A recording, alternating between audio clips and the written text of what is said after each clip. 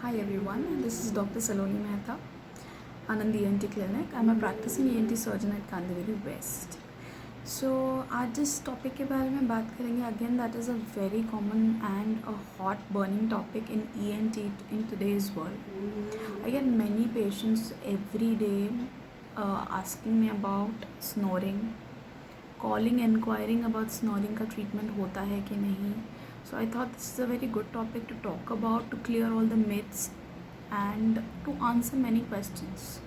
Okay, so आज हम बात करेंगे कि स्नोरिंग, जिसको हम ऑब्स्ट्रक्टिव स्लीप एपनिया भी बोलते हैं, OSA, ये क्या होता है, क्यों होता है, इसको डायग्नोस कैसे कर सकते हैं और इसका ट्रीटमेंट क्या होता है. Okay, so in the coming video मैं आपको through diagrams and through presentations बताऊंगी about OSA, that is snoring. Okay, so हम बात करने जा रहे हैं about snoring which is obstructive sleep apnoea, OSA. Okay, so मैं आपको एक डायग्राम से समझाती हूँ कि हमारा नाक और मुंह टिल द रेस्पिरेटरी पैसेज कैसा रहता है. ओके, सो ये हमारी नोज़ है जिसको हम बोलते हैं सेप्टम. ये हमारा तलवा है जिसको हम बोलते हैं पैलेट. ये होते हैं टॉन्सिल्स. ये होता है जो बीच में लटकता है जिसको बोलते हैं uvula. This is tongue, basically base of tongue. This is epiglottis जो हमारी विंड पाइप को बंद करता है हम जब भी खाना खाते हैं. And this is our wind pipe, this is the food pipe. Okay, so अब क्या होता है, प्रॉब्लम इनमें से कहीं ना कहीं है. या तो आपकी नाक की हड्डी टेढ़ी है, आपका पैलेट बहुत मोटा है, टॉन्सिल्स बहुत बड़े बड़े हैं, ग्रेड 3 ग्रेड 4, आपका यूवुला बहुत लंबा है, मोटा है, स्पेस ऑक्यूपाइंग है, आपका बेस ऑफ टंग मतलब पीछे पार्ट ऑफ द टंग बहुत मोटा है, आपका एपिग्लॉटिस बड़ा है. तो क्या होता है, जब इनमें से कोई भी प्रॉब्लम्स होती हैं या अक्यूमुलेटिव प्रॉब्लम्स होती है, एक से ज़्यादा इनमें से कोई तकलीफ़ होती है, तो क्या होता है, जब भी हम सोने की कोशिश करते हैं हमारा एयर पैसेज नैरो हो जाता है, छोटा हो जाता है.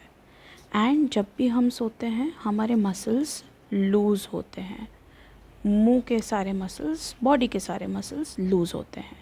तो अब जब भी हम सांस लेने की कोशिश करते हैं इस नैरो पैसेज के थ्रू, तो ये मसल्स एक दूसरे में चिपक जाते हैं, एयरवे कॉन्ट्रैक्ट हो जाता है, जितना भी स्ट्रक्चर है सब वाइब्रेट करने लग जाता है, एक आवाज़ प्रोड्यूस होती है, उसको बोलते हैं स्नोरिंग.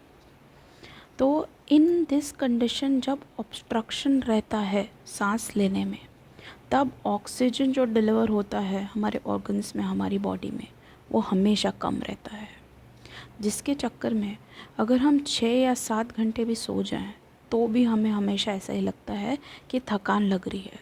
सुबह जब हम सो के उठते हैं तो हमें ऐसा लगता है नींद पूरी नहीं हुई है, हम बार बार नींद में. So now the important thing is हमारी स्नोरिंग या ऑब्स्ट्रक्टिव स्लीप एपनिया को क्यों ट्रीट करना चाहिए. इसीलिए ट्रीट करना चाहिए क्योंकि हम मे बी हमारे पेरेंट्स, स्पाउस, रिलेटिव हमारी स्नोरिंग की वजह से सो नहीं पा रहे हैं. नहीं, that is not the reason to treat obstructive sleep apnoea.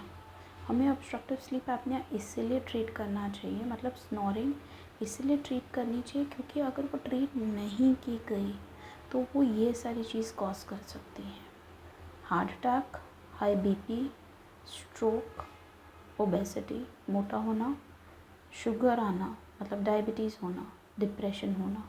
ये सारी चीज़ें बहुत कॉमन है स्नोरिंग होने की वजह से. जैसे कि हम डायग्नोसिस कैसे करेंगे कि ये स्नोरिंग स्लीप एपनिया है कि नहीं. एक होते हैं सिंपल और ओकेजनल स्नोरर्स, एक होते हैं डेली स्नोरर्स. सिंपल और ओकेजनल स्नोरर्स का मतलब ये है कि कभी अगर बहुत ज़्यादा थक गए हैं या बहुत हेवी मील्स ले लिया है तो ही स्नोरिंग करते हैं. हाँ, अगर वो स्नोरिंग भी करते हैं तो भी उनकी स्लीप और एनर्जी कभी कॉम्प्रोमाइज़ नहीं होती है. They have good sleep, good energy. Now daily snorers वो होते हैं जिनकी बहुत हाई लाउड स्नोरिंग होती है, बैड स्लीप होती है, लो एनर्जी होती है, डल एनर्जी होती है. They might also have BP, diabetes, मोटापा, obesity and their office performance hampers because उनकी नींद और एनर्जी अच्छी नहीं रहती है. So this is the group of people that needs to be evaluated for snoring. अब हम इवैल्यूएशन कैसे करेंगे? We always ask certain set of questions to patients, parents, relatives and spouses. तो हम सबसे पहले पूछते हैं आपका स्लीप पैटर्न कैसा है, आप कितने अच्छे से सोते हो, कितना घंटे सोते हो, सो के उठने के बाद आपकी नींद कंप्लीट होती है, आपकी एनर्जी कैसी रहती है. So that is a question that we ask.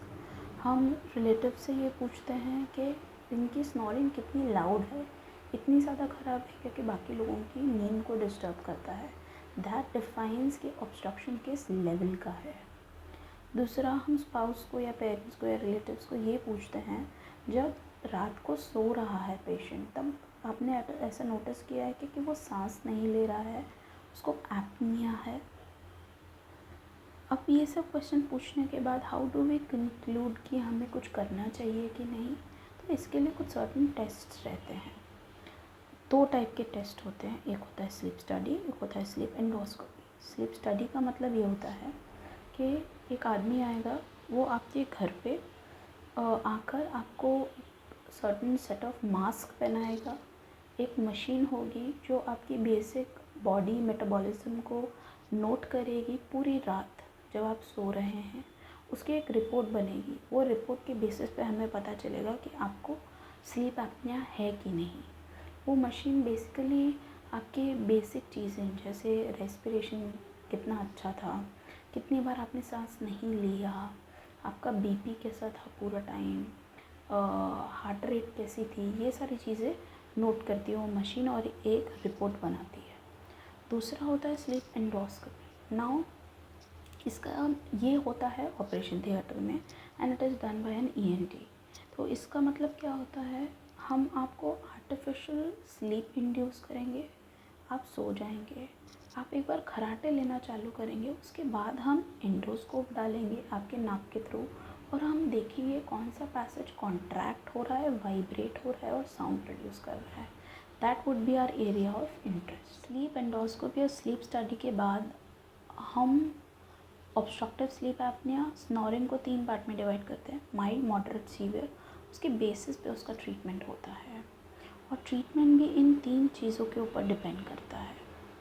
सबसे पहली चीज़ में हमेशा, चाहे कितना भी सीवियर स्लीप एपनिया हो, ये 2 चीज़ें पेशेंट को हमेशा करने को बोलती हूँ बिफोर जंपिंग टू सर्जरी. सबसे पहली चीज़ होती है लाइफस्टाइल मॉडिफिकेशन. इसका मतलब ये होता है कि अगर आप ओबीज़ हैं, आपको डायबिटीज़ है, शुगर है, रेस्पिरेटरी प्रॉब्लम्स है, सो आपका BMI basal metabolic index, basically इसका मतलब होता है वेट टू हाइट रेशियो, अगर 30 के ऊपर जा रहा है मतलब you are not in a good category. तो ऐसे केसेस में हम पेशेंट को बोलते हैं आप अपना वेट लूज़ करिए. बहुत बार वेट लूज़ करने से आधी से ज़्यादा स्नोरिंग की प्रॉब्लम कंट्रोल हो जाती है. दूसरी चीज़, आपका स्लीप रूटीन अच्छा होना चाहिए. सही टाइम पे सोना है, सही पोस्चर में सोना है. So that is lifestyle modification. अगर इसके बाद भी कुछ नहीं होता है तो हम पेशेंट को बोलते हैं टू यूज़ CPAP और BiPAP. These are the kind of machine जो पॉजिटिव प्रेशर क्रिएट करके ज़्यादा से ज़्यादा ऑक्सीजन आपके एयर पैसेज में डालने की कोशिश करता है इररिस्पेक्टिव ऑफ कितना ऑब्स्ट्रक्शन है. तो आपको एक मास्क पहनना होता है और आपको सोना होता है. ना इसके भी एडवांटेजेस और डिसएडवांटेजेस हैं. जैसे कुछ लोगों को हमेशा मास्क पहन के सोना कंफर्टेबल नहीं लगता है, फेस पे रैशेस हो जाते हैं, they have very travelling routine, तो वो लोग मास्क नहीं पहन पाते हैं. सो ऐसे केसेस जो CPAP से बेनिफिट नहीं करते हैं, then we tell them to move to surgery. कौन से प्रकार की सर्जरीज होती हैं?